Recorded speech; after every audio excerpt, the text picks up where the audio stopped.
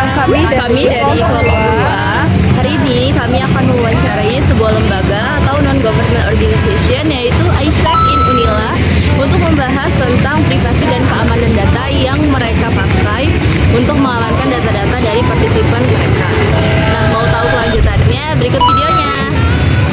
Halo semuanya, perkenalkan aku Dianini dari kelompok 2. Di sini aku bersama dengan Kak Vito dari ISEC in Unila. Halo Kak Vito. Halo. Boleh nih perkenalan diri terlebih dahulu. Oke, halo semuanya, kenalin aku Vito. Saat ini aku di ISEC in Unila sebagai LCVP AFL Facility. Jadi megang project di ISEC. Oke, kakak ini kan di bagian ISEC Future Leader ya. Aku mau nanya nih, maksud dari program AFL dan tujuan utama dari program AFL ini apa sih kak? Sebenarnya kalau AFL itu tujuannya itu untuk membangun soft skill dan hard skill para mahasiswa sih gitu. Jadi lebih ke bootcamp aja gitu buat developing mahasiswa-mahasiswa gitu yang ada di Unila gitu. Terus target audiensnya juga para mahasiswa sih sebenarnya, tapi juga bisa ke anak-anak SMA yang udah mau masuk kuliah gitu. Jadi benar-benar bootcamp buat pengembangan mahasiswa aja gitu. Oke, nah dari pendaftaran tersebut apa aja sih data yang dikumpulkan dari partisipan selama mengikuti program AFL ini? Oke, jadi kalau buat pendaftaran itu kan kita pakai JFOM ya gitu. Nah itu tuh keintegrate gitu dari nasionalnya gitu. Jadi satu Indonesia ini, AFL Indonesia ini makanya itu satu link JFOM itu aja. Tapi di sini itu nanti bakal ada dibagi kayak misalnya Unila apa gitu, terus alamat mereka, nama mereka, terus juga jurusan mungkin sama badge juga gitu, angkatan mereka gitu yang bakal ada di form tersebut gitu, yang bakal diambil sama data-datanya. Oke, dari data-data tersebut nih kak, di mana sih dan bagaimana data peserta AFL itu disimpan? Oke, jadi sebenarnya kalau misalnya di ISEC itu data-data di JFOM-nya itu nanti bakal disimpan di sheet gitu yang khusus dari ISEC-nya juga gitu. Dan itu tuh satu nasional juga sheet-nya itu nanti bakal ada di sana, dan itu hanya beberapa orang aja gitu yang bisa akses gitu.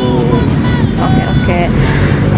Nah dari data-data tersebut apa sih prinsip privasi data yang dianut oleh ISEC Unila sehingga memastikan bahwa data peserta itu aman dan nggak digunakan oleh pihak eksternal? Oke, jadi kalau misalnya ngomongin soal gimana caranya biar aman gitu ya data-datanya. Jadi di sheet itu yang terintegrasi satu nasional itu hanya bisa diakses sama anak-anak ISEC aja. Bahkan anak ISEC pun juga dipilih gitu. Jadi cuman tim-tim AFL-nya aja atau mungkin CV-nya aja gitu yang bisa mengakses file-file tersebut gitu. Jadi nggak sembarang orang yang bisa akses. Dan kita juga punya email khusus gitu guys kalau misalnya buat ISEC, anggota ISEC gitu. Jadi benar-benar keamanan itu harus dijaga banget gitu. Oke, jadi untuk mengakses data-data itu terbatas ya kak ya? Betul. Oke, nah dari semua prinsip yang ada gitu, apa sih risk mitigation yang dilakukan oleh ISEC Future Leader kalau misalkan data-data tersebut itu bocor?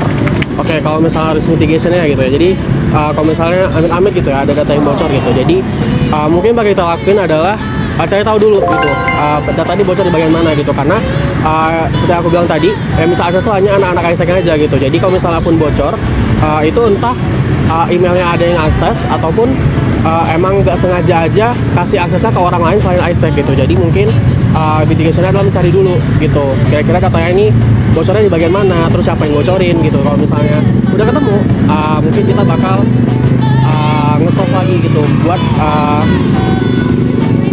aksesnya itu kita kecilin lagi, kita tutupin lagi gitu, karena bisa diutak-atik gitu aksesnya sama ISEC member gitu. Oke, baik. Mungkin itu dia pembahasan dari kita tentang privasi dan keamanan data dari ISEC in Unila. Nah, semoga wawancara ini bisa memberikan wawasan dan pengetahuan bagi kita semua terkait privasi dan keamanan data yang dilakukan oleh ISEC in Unila, especially ISEC Future Leader. Sekian dari saya, terima kasih. Wassalamualaikum warahmatullahi wabarakatuh.